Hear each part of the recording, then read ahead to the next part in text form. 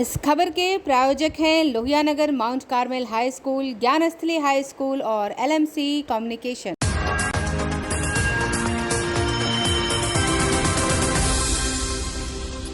नमस्कार, आप देख रहे हैं आंखें न्यूज 24 और आपके साथ मैं हूं अक्षिता। रात 8 बजे के समाचार में आप सभी का स्वागत है। तो आइए देखते हैं अब तक के मुख्य समाचार। सबसे पहले हेडलाइंस। नीतीश के मंत्री की फिसली जुबान, लालू यादव को कह दिया एक्सपायरी माल।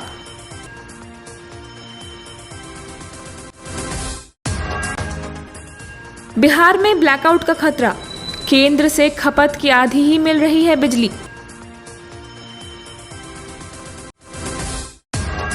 बिहार में अक्टूबर के चौथे सप्ताह से आएगी गुलाबी ठंड, पश्चिम हवाओं से बदलेगा मौसम। नवरात्रि का चौथा दिन है आज, की जा रही मां कुष्मांडा की पूजा, भक्ति में लीन हुए श्रद्धालु।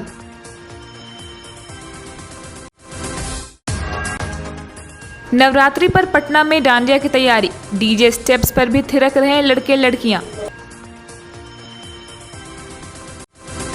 अब समाचार विस्तार से। नीतीश सरकार में मंत्री जीवेश मिश्रा ने कहा कि लालू यादव के बिहार आने से अब कोई फर्क नहीं पड़ेगा, वो एक्सपायर हो चुके हैं, अब उनमें इतनी शक्ति नहीं बची है कि वो चुनाव प्रचार कर सकें। उन्होंने हार मानकर तेजस्वी यादव को कप्तानी सौंप दी है। अच्छा, लालू प्रसाद यादव की चिंता आप लोग क्यों करते हैं? लालू जी तो एक्सपायर माल हैं, हम लोग उनका सम्मान करते हैं। राजनीति में तो अब एक्सपायर माल है, उन्होंने खुद ही इस बात को प्रमाणित कर दिया है।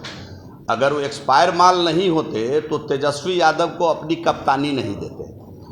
तो तेजस्वी यादव को उन्होंने आगे बढ़ा दिया है राजनीति करने के लिए, और तेज प्रताप को अपने ही घर और अपने ही पार्टी में उपेक्षित कर दिया है। आप सभी लोग देख रहे हैं तमाशा पिछले 2 हफ्ते से। तो लालू जी के बिहार आने से और लालू जी के बिहार नहीं आने से बिहार के चुनाव पर कोई फर्क नहीं पड़ने वाला है। बिहार की दोनों सीट एनडीए भारी मतों से जीतने वाली है, साधारण नहीं, असाधारण मतों के अंतर से तारापुर और कुशेश्वर स्थान हम जीतेंगे। यह एकदम एनडीए का लक्ष्य है और इसमें सफलता मिलेगी। जनता का यही रुझान। क्या टोटका से उछलते हैं क्या? हम लोग जनता के भरोसा से चलते हैं, जनता के विश्वास से चलते हैं। वो क्या टोटका से चलते हैं? अभी तो उनसे पूछिएगा। इस बार बिहार की जनता मन बनाई हुई है। बिहार के दोनों ही जगह का, जो मैं तो होके आया कुशेश्वर स्थान, लोगों का एकदम साफ साफ मन बना हुआ है कि हम विकास के साथ जाएंगे, हम विकास के साथ ही बिहार का विकास करना चाहते हैं। और निश्चित रूप से एनडीए के साथ उन्होंने अपना मन बनाया हुआ है, इसमें किसी प्रकार की कोई किंतु परंतु नहीं है। तेजस्वी यादव जी को मैं सुझाव दूंगा कि पहले अपने बड़े भाई को संभालें, अपने परिवार को संभालें। राजनीति से ज़्यादा महत्वपूर्ण परिवार होता है। उनका परिवार टूटने की स्थिति में आ गया है। राजनीति का खेल बाद में कर लेंगे। राजनीति खेलने के लिए उनके पास बहुत अवसर है। पहले परिवार संभाल ले, परिवार दोबारा नहीं मिलेगा। और परिवार ईश्वर जो देते हैं वही जीवन भर परिवार रहता है। उनका कोई सगा बड़ा भाई कोई और नहीं हो सकता है। अपने भाई को आहत करके वह राजनीति में किस मुकाम पर जाना चाहते हैं, अपनी बड़ी बहन को आहत करके वो किस प्रकार की राजनीति करना चाहते हैं, ये मेरे समझ से बाहर है। और मेरा सुझाव होगा कि पहले परिवार को संभाल लें, फिर राजनीति का खेल खेल लेंगे। अच्छी है उनमें, अब मिमियाने आ रहे हैं, आप कर दहाड़ने आ रहे हैं। अब शक्ति बची हुई है दहाड़ने की। जो आदमी इतना दिन बीमार रहा, हम तो भगवान से प्रार्थना करते हैं कि ईश्वर उनको स्वस्थ रखे। और वो जो बंधकी में थे, तेज प्रताप जी ने कहा ना कि उनको बंधक बना करके तेजस्वी जी ने रखा हुआ था दिल्ली के अंदर।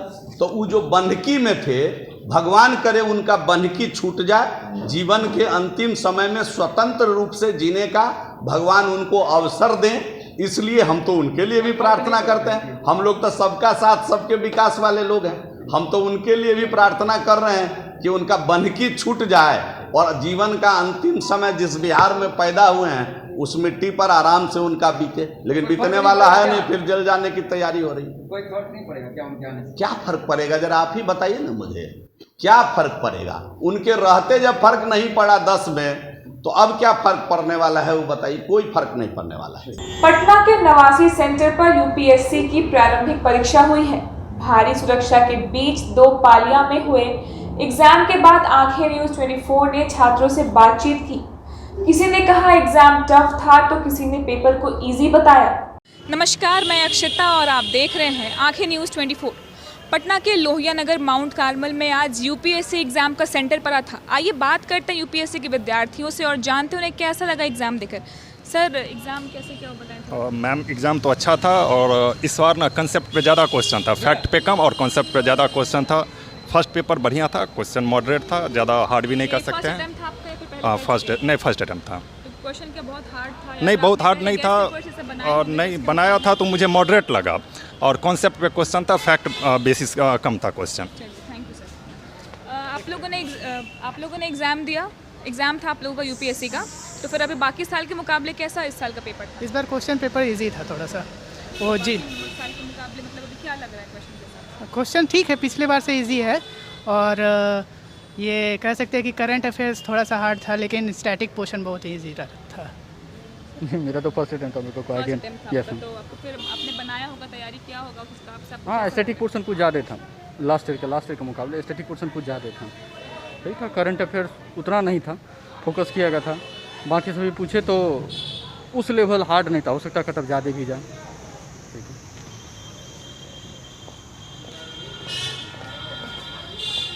सर, एक मिनट, ये आपने फर्स्ट अटेम्प्ट में एग्जाम दिया सर, फिर पहले आप यूपीएससी का एग्जाम दे चुके हैं? नहीं, मेरा फोर्थ अटेम्प्ट। फोर्थ अटेम्प्ट जी हाँ। सर, बाकी साल के मुकाबले कैसा पेपर था, क्या बताएंगे इस बारे में? लास्ट ईयर जैसा ही था। मतलब कुछ हार्ड? लास्ट ईयर टफ था, पिछले 2-3 साल। हाँ, पिछले 2-3 सालों से लास्ट ईयर का थोड़ा टफ था, तो इस साल भी वैसे ही टफ ही था पिछले। सर, आपका ये फर्स्ट अटेम्प्ट था या फिर आपने पहले एग्जाम दिया था? क्या कुछ कैसा था पेपर, क्या था, कुछ बताया हमें पेपर के बारे में? पेपर थोड़ा टफ साइड में था।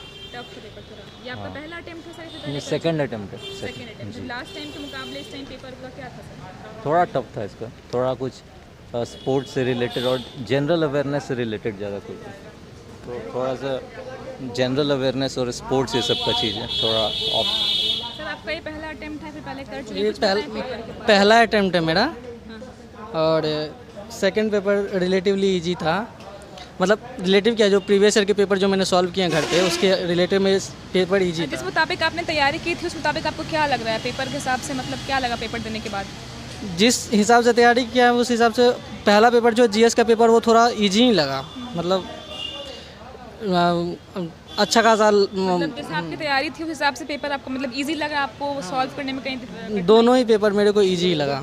हम ये पहला अटेम्प्ट था, दूसरा अटेम्प्ट था? पहला अटेम्प्ट था। तो अभी कैसा लग रहा है, आपने जिस हिसाब से तैयारी की उस हिसाब से पेपर कैसा था, कुछ बताएं पेपर मिला के अच्छा था। और कुछ बताएं सर पेपर के बारे में, क्या था नहीं था, आपने जिस हिसाब से तैयारी की थी?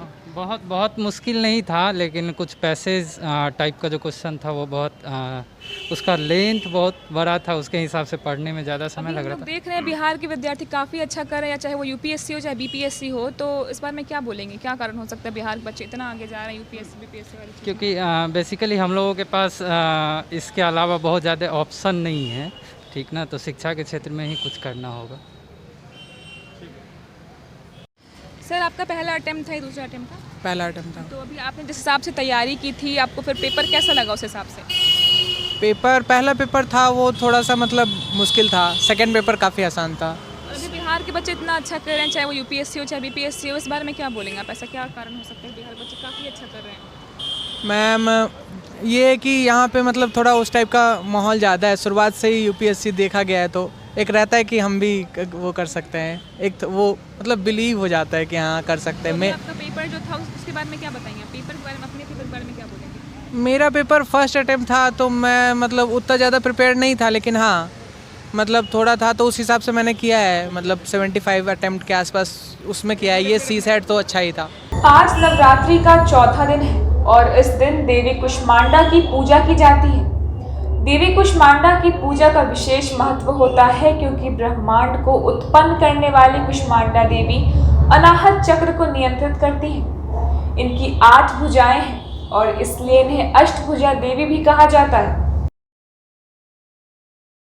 आज नवरात्रि का चौथा दिन है और इस दिन देवी कुष्मांडा की पूजा की जाती है। देवी कुष्मांडा की पूजा का विशेष महत्व होता है क्योंकि ब्रह्मांड को उत्पन्न करने वाली कुष्मांडा देवी अनाहत चक्र को नियंत्रित करती है। इनकी 8 भुजाएं हैं और इसलिए इन्हें अष्टभुजा देवी भी कहा जाता है।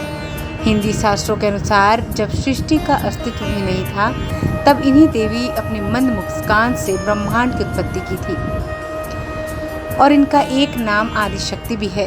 देवी कुष्मांडा का तेज और प्रकाश दशों दिशाओं को प्रकाशित करता है। इनकी 8 भुजाओं में कमंडल, धनुष, बाण, कमल, अमृतपूर्ण, कलश, चक्र, गदा और जपमाला है। इनका वाहन सिंह है और कहा जाता है कि इनकी पूजा अर्चना करने से भक्तों को सभी सिद्धियां प्राप्त होती हैं, लोग निरोगी होते हैं और आयु और यश में बढ़ोतरी होती है। नवरात्रि के चौथे दिन कुष्मांडा की पूजा की जाती है। जो व्यक्ति शांत और संयम भाव से कुष्मांडा की पूजा उपासना करता है उनके सभी दुख दूर होते हैं। निरोगी काया के लिए भी माँ कुष्मांडा की पूजा की जाती है। देवी कुष्मांडा भय दूर करती है और इनकी पूजा से आयु, यश, बल और स्वास्थ्य में वृद्धि होती है। देवी कुष्मांडा अपने भक्तों के हर तरह के रोग, शोक और दोष को दूर करती है। इन दिन देवी कुष्मांडा को खुश करने के लिए मालपुआ का प्रसाद चढ़ाना चाहिए। इस दिन सुबह नहाकर साफ वस्त्र पहने और माँ कुष्मांडा का स्मरण करके उनको धूप, गंध, अक्षत, लाल पुष्प, सफ़ेद कुम्हड़ा, फल, सूखे मेवे और सौभाग्य का सामान अर्पित करें। इसके बाद माँ कुष्मांडा को हलवा और दही का भोग लगाएं। माँ को मालपुआ बेहद पसंद है और संभव हो तो उन्हें मालपुआ का भोग लगाएं। फिर उन्हें प्रसाद स्वरूप आप भी ग्रहण कर सकते हैं। पूजा के अंत में माँ कुष्मांडा की आरती करें और अपनी मनोकामना उन्हें व्यक्त कर दें। ब्यूरो रिपोर्ट, टांके न्यूज़ 24।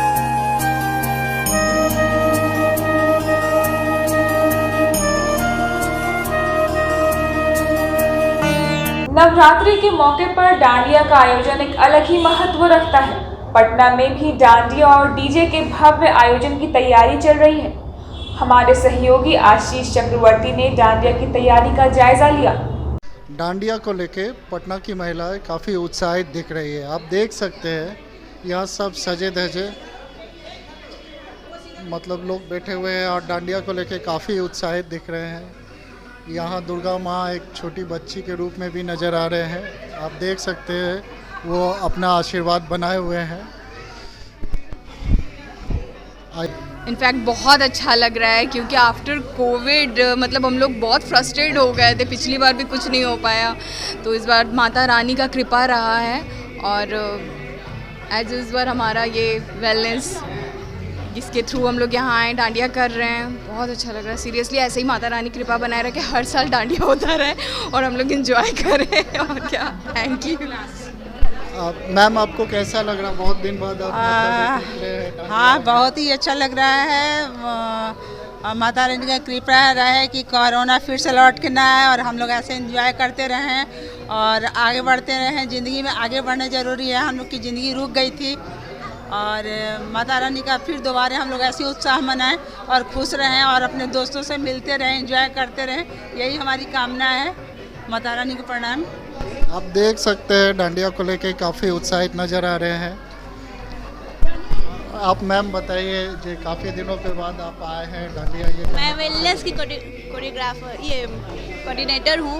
वेलनेस के प्रेजेंट ये कर रहा है, तो मुझे बहुत क्या खास बात है? ये आज माता रानी का हम लोग को बहुत ही बड़ा गरबा नाइट्स है, जिसकी वजह से हम लोग बहुत ही हर्ष उल्लास के साथ ये गरबा नाइट्स करवाते हैं।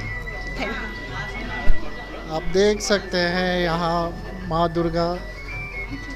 बाबू, आपका नाम क्या है? संजना कुमारी। आप क्या बने हैं आज? क्या बने हैं आज? माता रानी। माता रानी, वाह, बहुत अच्छे आप लग रहे हैं। क्या नाम हुआ आपका? संजना कुमारी। आप देख सकते हैं यहाँ छोटी बच्ची माता रानी बनी हुई है और दुर्गा माँ के ये कर रही है। बाबू, कैसा लग रहा है डांडिया में आके वो काफ़ी दिनों के बाद? बहुत अच्छा लग रहा है।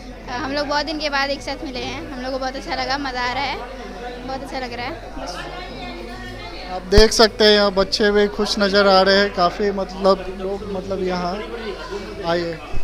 मैम, आप बताइए, काफ़ी दिन के बाद मतलब कोविड के बाद डांडिया में आए हैं, कैसा लग रहा है आपको? अच्छा फील हो रहा है। 2 साल लोग परेशान थे, ये थे। नहीं, अभी लग रहा है कि ज़िंदगी जी रहे अच्छे से। ज़िंदगी जी रहे हैं। और दुर्गा माँ से क्या मतलब उम्मीद रख रहे हैं, क्या होना चाहिए? कि अब लॉकडाउन ना लगे और ऐसा टाइम ना आए कि सब लोग को अंदर रहना पड़े, अपना अपना सब काम करें। क्या बस। नाम है आपका? मेरा नाम पीहू है। आप देख सकते हैं जे डांडिया को लेके काफ़ी उत्साहित नज़र आ रहे हैं। सब महिलाएं यहाँ खुश है और कोविड का प्रोटोकॉल का भी फॉलो हो रहा है। तमाम ऐसे खबरों के लिए बने रहे आंखें न्यूज़ 24 के साथ। पटना सिटी के चौक थाना क्षेत्र के कंगन घाट पर स्नान करने के दौरान एक 17 वर्षीय किशोर की डूबने से हत्या हो गई। वहीं युवक के डूबने की सूचना मिलते ही गंगा तट पर पहुंची पुलिस ने गोताखोर और एसडीआरएफ टीम की मदद से शव की तलाश करने में जुट गई है। पटना सिटी के चौक थाना क्षेत्र के कंगन घाट पर स्नान करने के दौरान 17 वर्षीय किशोर की डूबने से मौत हो गई। वहीं युवक के डूबने की सूचना मिलते ही गंगा तट पर पहुंची पुलिस ने गोताखोर और एसडीआरएफ टीम की मदद से शव की तलाश करने में जुट गई है। वहीं पुलिस ने मृतक किशोर की पहचान मालसलामी थाना क्षेत्र के जलकद्दर बाग का रहने वाले मंजीत कुमार के रूप में की है। बताया जाता है कि मंजीत 2 दोस्तों के साथ कंगन घाट पर गंगा स्नान कर रहा था। इसी दौरान उसका पैर फिसलने से गहरे पानी में चला गया और डूबने से उसकी मौत हो गई। घटना की सूचना मिलते ही परिजन कंगन घाट पर पहुंचे हैं, जहां परिजनों का रो रो कर बुरा हाल है। फिलहाल पुलिस एसडीआरएफ टीम की मदद से शव की तलाश में जुटी है। वहीं गंगा नदी का जलस्तर बढ़ा रहने के कारण शव की तलाश करने में काफी दिक्कतें आ रही हैं। ब्यूरो रिपोर्ट आंखें न्यूज़ 24। आइए एक बार फिर से देखते हैं हेडलाइंस। नीतीश के मंत्री की फिसली जुबान, लालू यादव को कह दिया एक्सपायरी माल।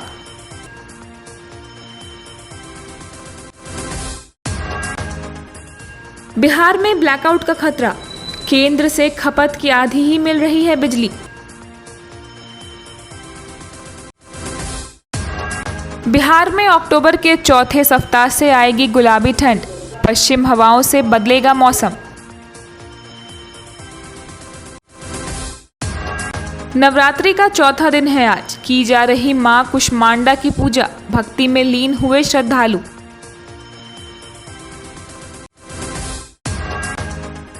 नवरात्रि पर पटना में डांडिया की तैयारी, डीजे स्टेप्स पर भी थिरक रहे लड़के लड़कियां। दर्शकों, आज के लिए सिर्फ इतना ही। कल फिर मिलेंगे इसी वक्त रात के 8 बजे के समाचार के साथ। अगर आपने अभी तक हमारे चैनल को सब्सक्राइब नहीं किया है तो और खबरों के लिए हमारे चैनल को सब्सक्राइब करें और देखते रहें आंखें न्यूज़ 24, नजर हर खबर पर। और नोटिफिकेशन के लिए बेल आइकन दबाना ना भूलें।